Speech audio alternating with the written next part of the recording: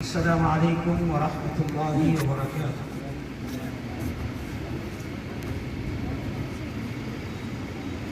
الحمد للہ رب العالمین والصلاة والسلام على رسوله الامین، اما بعد فاعوذ باللہ من الشیطان الرجیم، بسم اللہ الرحمن الرحیم۔ يرفع الله الذين آمنوا منكم والذين اوتوا العلم درجات۔ مسلمان گرامی، دوستوں اور ساتھیوں، آج قیام اللیل میں تراویح کی نماز میں کئی صورتیں پڑھی گئی، جس میں 28واں پارہ مکمل ہوا اور 29ویں پارے میں بھی داخل ہو گئے ہیں۔ ایسا لگ رہا ہے کہ شاید کل حفاظ کرام قرآن مکمل کرنے والے ہیں، جو ان کی رفتار چل رہی ہے اس سے ہی پتہ چل رہا ہے۔ بہرحال میں نے جو آیت آپ کے سامنے پڑھی ہے، یہ سورہ مجادلہ کی آیت ہے۔ اس آیت کے اندر اللہ رب العزت نے دو لوگوں کے مقام کو بلند کیا ہے کہ دو ایسے لوگ ہیں جن کو اللہ تعالیٰ نے بہت بڑا مرتبہ دیا ہے، اللہ ان کے درجے کو بلند کرتا ہے، یہ اللہ تعالیٰ نے بیان فرمایا۔ وہ دو کون لوگ ہیں؟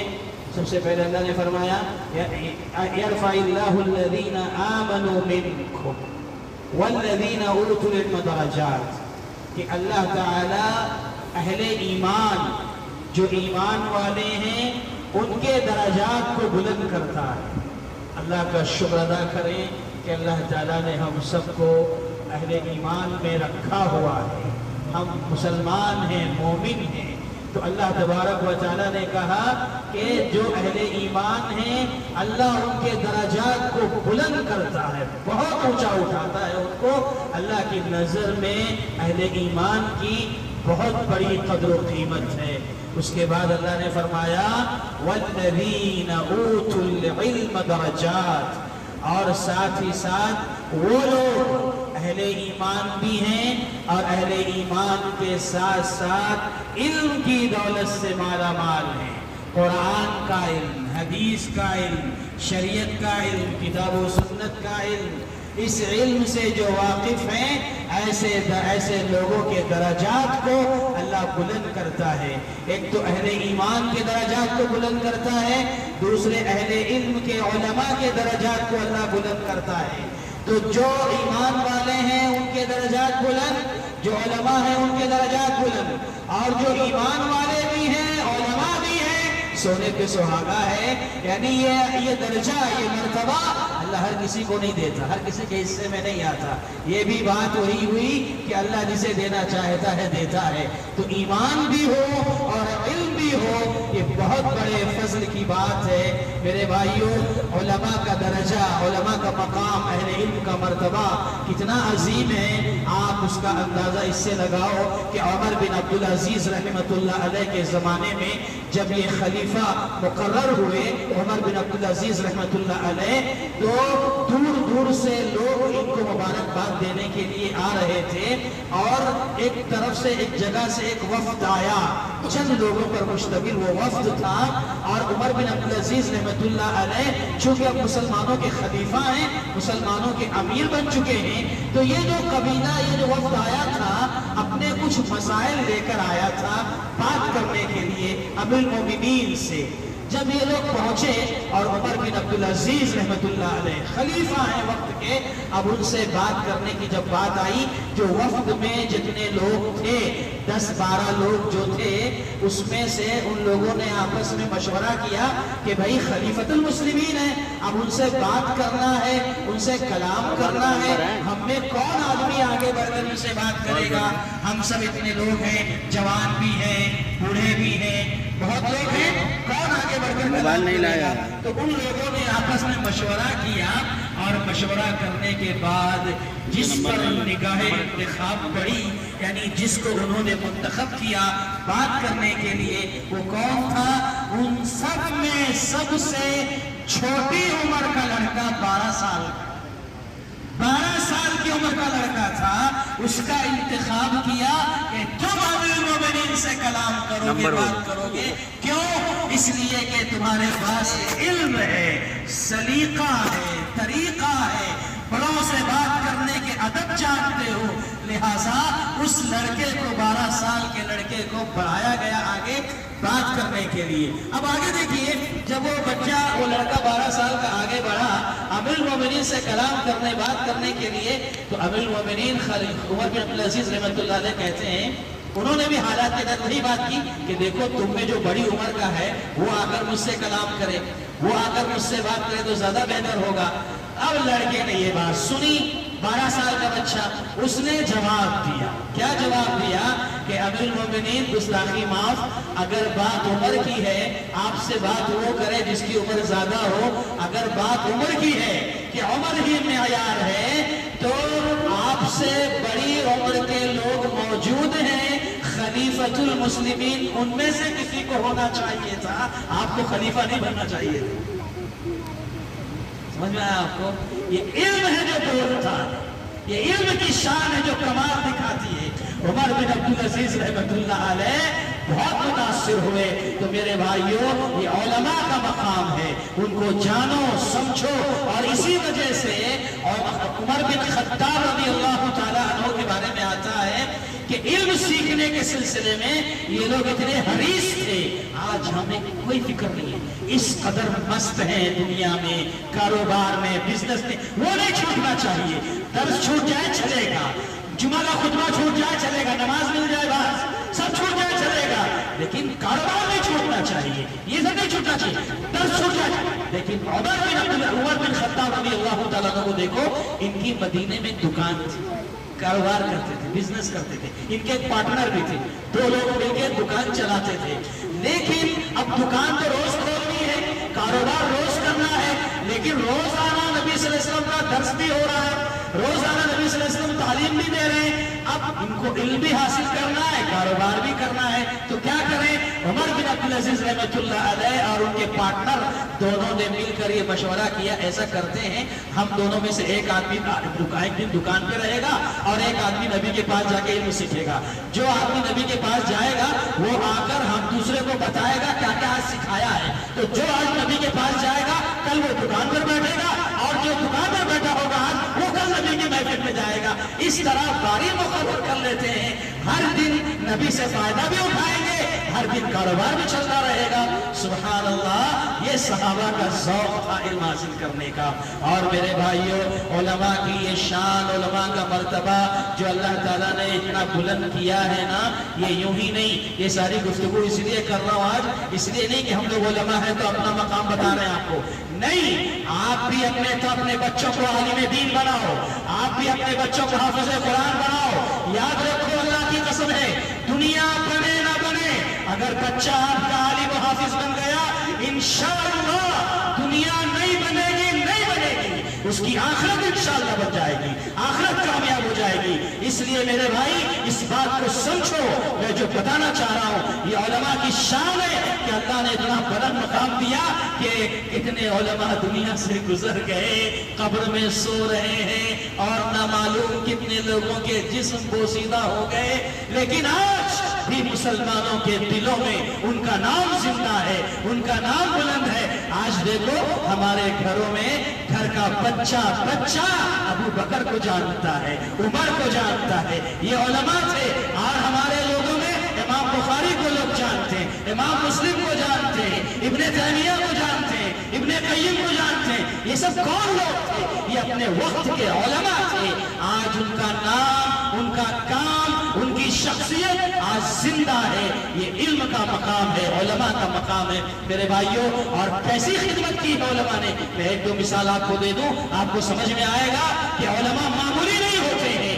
جو عالم بنتا ہے وہ ایسی خدمت کرتا ہے, دین کی ایسی خدمت کرتا ہے کہ آپ اپنا سارا مال بھی اگر خرچ کر دو علماء کے پیچھے, واللہ علماء کی خدمت کا تم مقام نہیں حاصل کر سکتے ہو. یاد رکھو اس بات کو. دیکھو یہ علماء کی شریعت. امام مسلم رحمۃ اللہ علیہ کو سنتے ہیں, آپ جانتے ہیں امام مسلم رحمۃ اللہ علیہ محدث ہیں. ایک مرتبہ حدیث پڑھ رہے ہیں, حدیث کی تحقیق کر رہے ہیں, حدیث کی چھان پھٹک کر رہے ہیں, اور بیچارے کتنے غرق ہو گئے حدیث کو پڑھنے میں کہ بغل میں کھجوروں سے بھری ایک ٹوکری رکھی ہوئی ہے, حدیث بھی پڑھ رہے ہیں, کھجور بھی کھا رہے ہیں، حدیث پڑھ رہے ہیں، کھجور کھا رہے ہیں، غرق ہے مطالعے میں، کھجور کھاتے جا رہے ہیں، پڑھتے جا رہے ہیں، اب ان کو احساس بھی نہیں ہوا ہے، اس قدر تحقیقات میں پڑھنے میں لگ گئے کہ ان کو یہ احساس نہیں کہ کھجور کھاتے جا رہے ہیں۔ اللہ اکبر، پڑھتے پڑھتے اتنے کھجور کھا لیے ان کو پتا بھی نہیں چلا کہ اتنی مقدار میں کھا لیے کہ مقدار سے زیادہ ہو گئی، اتنا نہیں کھانا چاہیے تھا۔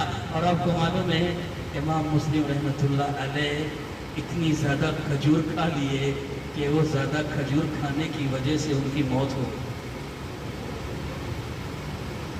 امام مسلم رحمۃ اللہ علیہ جن کی حدیث کی کتابیں آج مدارس میں پڑھائی جاتی ہیں، یہ عبد الرحمن ابن جوزی رحمۃ اللہ علیہ ہیں۔ انہوں نے اپنی زندگی میں میرے بھائی اتنا لکھا ہے، قرآن و حدیث کے مسائل، امت کے مسائل پر اتنی کتابیں لکھی، اتنی کتابیں لکھی، اتنی کتابیں لکھی کہ آج اس کی فہرست، ان کتابوں کے ٹاپک فہرست بھی ہمارے پاس پڑھنے کا وقت نہیں ہے۔ اتنا لکھا انہوں نے اس زمانے میں، بہت زیادہ لکھا، ہر فن میں لکھا انہوں نے۔ ان کے بارے میں آتا ہے جب وہ لکھا کرتے تھے، اس زمانے میں ہمارے جیسا آج ترقی یافتہ قلم نہیں ہے، وہاں اس زمانے میں لکڑی کا پین ہوتا تھا، لکڑی کو چھل کر کے اس کو تراشتے تھے اور دوات سے لگا کر کے لکھا جاتا تھا۔ اس کی ایک ہلکی سی شکل ہم آج کے دور میں پینسل کو سمجھنے، پینسل جیسی ہوتی تو ہم شارپنر سے چھلتے ہیں اور پھر لکھتے ہیں، یہ تو ذرا اور اچھی چیز ہے۔ اس زمانے میں ایسا بھی نہیں تھا، بہت محنت ہوتی تھی، قلم بنایا جاتا تھا، چھلا جاتا تھا، پھر اس کے ذریعے لکھا جاتا تھا۔ تو انہوں نے کتنا لکھا اندازہ لگانے کے لیے دیکھیے کیا ہوا ہے۔ اللہ اکبر، جب یہ لکھنا شروع کیے نا تو جو چھلکے نکلتے تھے قلم بنانے کے لیے، تو انہوں نے ایک خادم مقرر کر دیا تھا کہ ایک کام کرو، قلم بناتے جا رہے ہیں اور لکھتے جا رہے ہیں، تو جو چھلکے نکل رہے ہیں ان چھلکوں کو جمع کرو، دیکھتے ہیں کتنے جمع ہوتے ہیں۔ اللہ المستعان، وہ لکھتے گئے، قلم بنتے رہے، چھلکے نکلتے رہے، خادم چھلکا جمع کرتا رہا، اور جمع کرتے کرتے وہ دن آیا کہ ان کی زندگی کا آخری وقت آ چکا، عبد الرحمن ابن جوزی رحمۃ اللہ علیہ کا۔ اور جب وہ چھلکے جو جمع ہوئے تھے ان کا جائزہ لیا گیا تو کتنا چھلکا تھا جانتے ہیں؟ پورا ایک کمرہ، ایک گھر چھلکوں سے بھر گیا تھا، اتنا لکھا انہوں نے۔ اور وہ ساری کتابیں آج علماء پڑھتے ہیں، ہم پڑھتے ہیں، اس میں سے پڑھتے ہیں، آپ کو سناتے ہیں، اس میں سے پڑھتے ہیں، خطبہ دیتے ہیں، اتنا لکھا انہوں نے، چھلکوں سے پورا کمرہ بھر گیا۔ اور پھر جب انہوں نے دیکھا تو آنکھوں میں آنسو آئے اور کہا کہ دیکھو لوگوں، جب میری موت ہو جائے تو مجھے غسل دینے کے لیے جب پانی گرم کرنا ہو تو انہی چھلکوں کو جلا کر اس پر پانی گرم کرنا، ہو سکتا ہے اللہ میری اس خدمت کو دیکھ کر میری مغفرت فرما۔ تو میرے بھائی، میرے دوستوں، علماء کی خدمات، علماء کے مقام و مرتبے کو جانو، اور جب جانو گے تب اپنے بچے کو عالم دین بناؤ گے۔ آج کا یہ مزاج بنا ہوا ہے، ارے عالم بن کر کیا کمائے گا، وہی 10,000 15,000۔ لعنت ہے ایسی سوچ رکھنے والوں پر، 1000 بار لعنت ہے جو ایسا سوچتے ہیں کہ عالم 10-20 ہزار کمائے گا، کیا زندگی بنے گی۔ لعنت ہے، لعنت ہے، لعنت ہے ایسے لوگوں پر جو اس طرح کے جملے استعمال کرتے ہیں۔ یاد رکھو، علماء کل سے 10-20 ہزار کماتے ہیں لیکن آپ سے زیادہ اچھی شان کی زندگی وہ گزارتے ہیں، کبھی بھوکا نہیں رہے گا ایک عالم دین، یاد رکھو۔ اس لیے میں آج ڈنکے کی چوٹ یہ خواتین سے بھی کہوں گا، آپ سے بھی کہوں گا، اپنے بچوں کو حافظ قرآن بنائیے، عالم دین بنائیے، اسی میں خیریت ہے۔ ورنہ آگے آنے والا جو زمانہ ہے، جو مستقبل ہے، ایمان کا سودا ہوگا، مذہب کا سودا ہوگا۔ ہو سکتا ہے ہمارا آپ کا خاتمہ ایمان پر ہو جائے، لیکن اگر بچوں کی فکر نہ ہوئی، کوئی گارنٹی نہیں کہ خاتمہ اسلام پر ہوگا، کوئی گارنٹی نہیں۔ اس لیے میرے بھائی، اس چیز کو سمجھو، یہ بڑا مرتبہ ہے، مقام ہے علماء کا۔ ابو الاسد دوانی کہتے ہیں، لیس شیء اعز من العلم، کہ علم سے بڑھ کر کوئی چیز قابل قدر نہیں ہے۔ فإن الملوک حکام علی الناس وإن العلماء حکام علی الملوک، کیونکہ جو بادشاہ ہوتے ہیں وہ लोगों पर हुकूमत करते हैं, लेकिन उलमा बादशाहों पे हुकूमत करते हैं। ये तारीख है, अब वक्त नहीं है, वरना आपको मजीद में आपके सामने कुछ हवाले देता।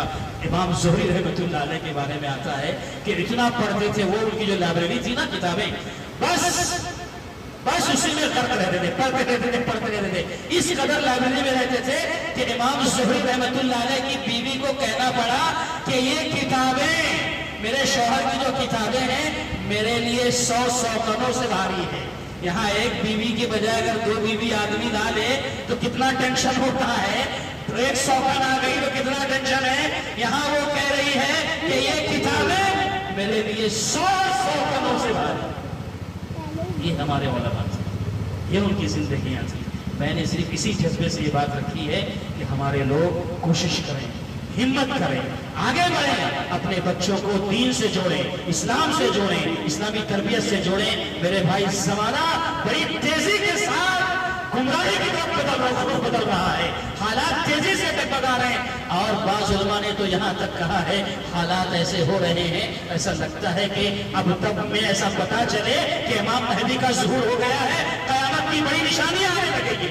मैंने खुद अपने कानों से जमात के एक बहुत बड़े आलिम दीन शेख मकसूदुल हसन फैजी हफिज़हुल्लाह, शेख ज़फ़र हसन मदनी हफिज़हुल्लाह के छोटे भाई, कारी नजमुल हसन फैजी हफिज़हुल्लाह के छोटे भाई, जो इस वक्त सऊदी अरब औकात में हैं और बड़ी खिदमत अंजाम दे रहे हैं, उनकी एक तकरीर में मैंने बाकायदा सुना, आप भी सुनिए। जब उन्होंने इमाम महदी के बारे में तफसील से बात की तो ये कहा उन्होंने कि हालात ऐसे हैं, कहीं ऐसा ना हो कि ऐसा पता चल जाए कि अब तो अपने चंद दिनों के बाद ऐसा ऐलान हो जाए कि इमाम महदी का ज़ुहूर हो गया है। उलमा बयान कर रहे हैं क्योंकि हालात ऐसे बदल रहे हैं मेरे भाई। इसलिए संभालो अपने आप को, अपने बच्चों को, अपने नौनिहालों को, अपनी बच्चियों को। ये बहुत दर्द से मैं कह रहा हूँ। अल्लाह ताला हम सबको इस पर अमल करने की तौफीक अता फरमाए और हमें हाफिज़ कुरान बनाए, आलिम दीन बनाए और दीन का खिदमत गुजार बनाए। आमीन। व आखिरु दावाना अनिल हम्दुलिल्लाहि रब्बिल आलमीन। अस्सलामु अलैकुम व रहमतुल्लाहि व बरकातुहू।